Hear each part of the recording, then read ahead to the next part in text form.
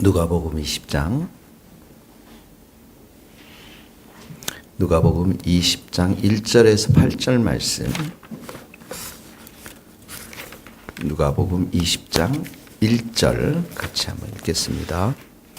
하루는 예수께서 성전에서 백성을 가르치시며 복음을 전하실새 대제사장들과 서기관들이 장로들과 함께 가까이 와서 말하여 이르되 당신이 무슨 권위로 이런 말을 하는지 이 권위를 주니가 누구인지 우리에게 말하라.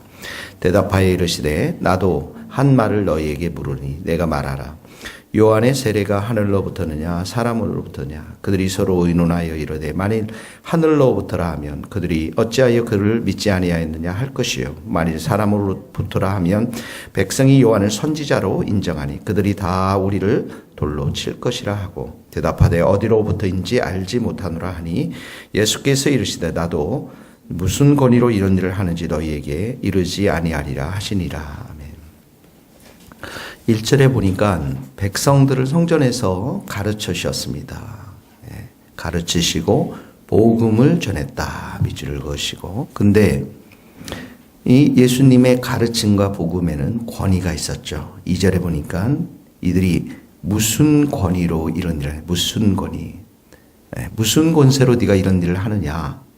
또 너에게 이런 권위, 권세를 주신 분이 누구냐?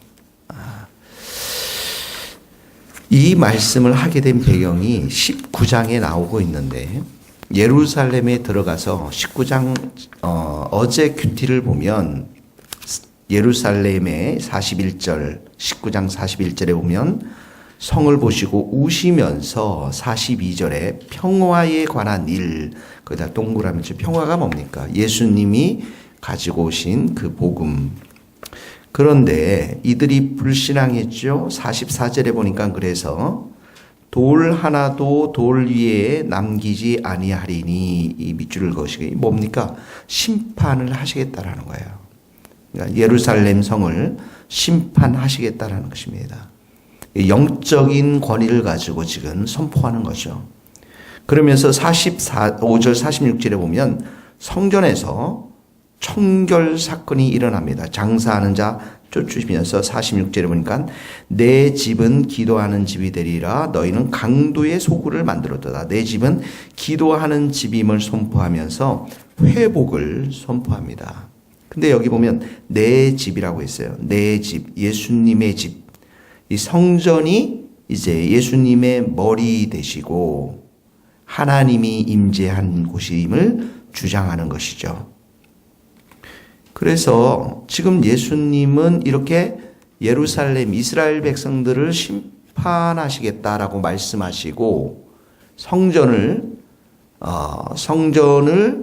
하나님이 기도하는 자, 하나님께 기도하는 집으로 회복시키겠다고 하는 그곳에는 하나님의 계획 또 하나님의 뜻이 있는 그런 말씀들입니다. 이것들이.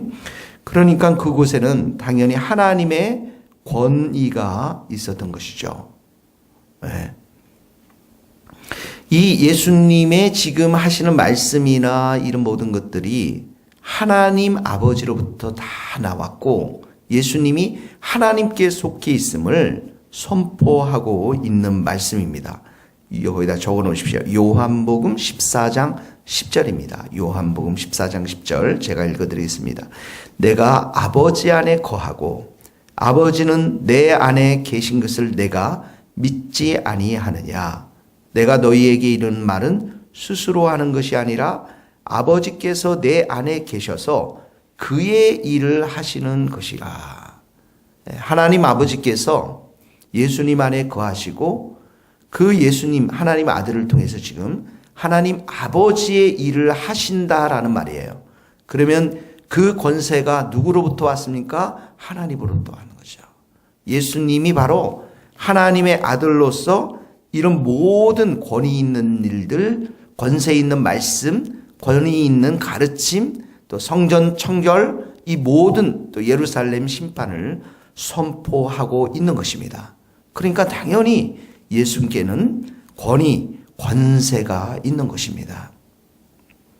그러니까 이 사람들이 지금 이 권위를 불신하는 것은 뭐 때문에 그렇습니까? 믿음이 없었던 거죠. 예수님을 향한 믿음이 없었습니다. 하나님의 아들로 인정도 안 했고 하나님으로부터 왔다는 사실을 인정 안 했습니다. 그랬더니 예수님께서 이렇게 질문합니다. 이들에게 너희가 질문할 게 있는데 4절 보세요.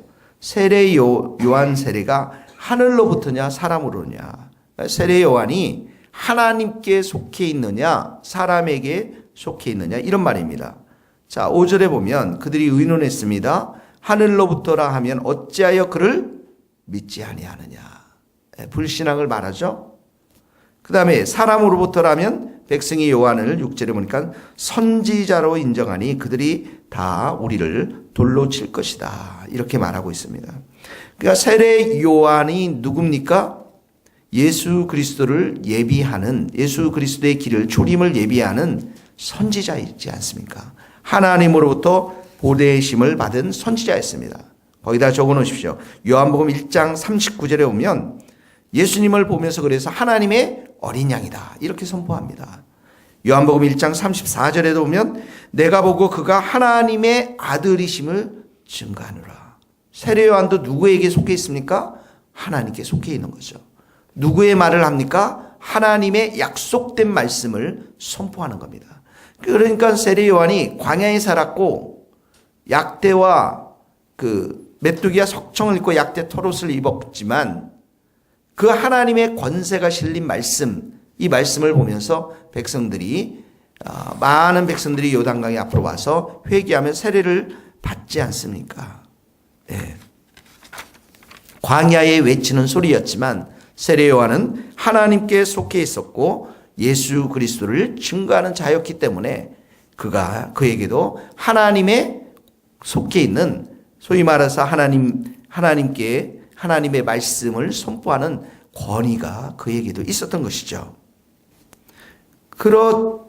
그런 세례 요한을 5절에도 보면 믿지 않았다라는 거예요. 이들은 불신앙했다라는 거예요. 그러면서 예수님께서 7절에 보면 어디로부터 알지 못하노라 하니 그들이 대답했을 때 예수님은 나도 무슨 권위로 이름을 한지 너희에게 아니하리라 말씀하지 않으셨습니다.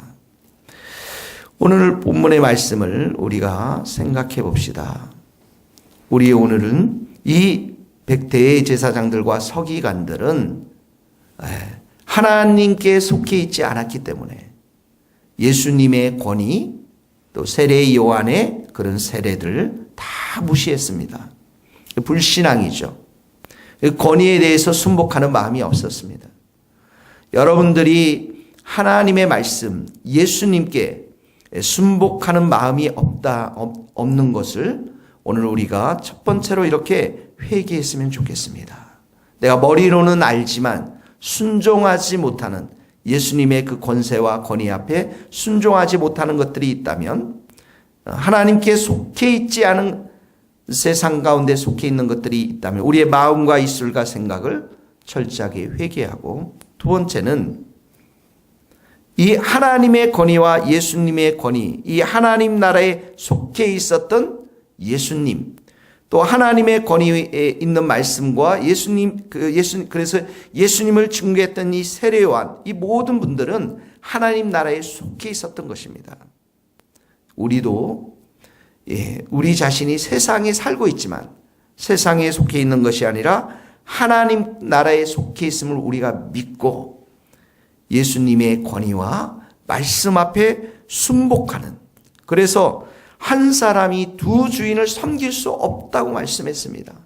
재물을 사랑하든지 세상을 사랑하든지 아니면 하나님을 사랑하고 하나님의 권위와 예수님의 권위 앞에 순복하든지 둘 중에 하나에 속해 있을 수밖에 없음을 우리가 믿고 오늘 5절의 말씀처럼 하늘로부터라 하면 어찌하여 그를 믿지 아니하느냐. 예수님이 하나님으로부터 오셨고 세례 요한도 하나님 나라에 속해 있어 예수를 증거했던 것처럼 우리도 하나님 나라에 속해서 예수님의 말씀 앞에 순복하며 예수 그리스도를 증거하는, 그분이 참된 메시아 되시고 구원자 되심을 증거하는 그러한 복된 성도들이 다 될 수 있기를 예수 그리스도의 이름으로 축복합니다.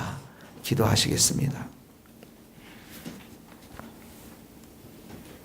하나님 아버지, 예수님만이 우리의 왕이 되시고 예수님만이 우리의 권세자 되심을 우리가 믿습니다.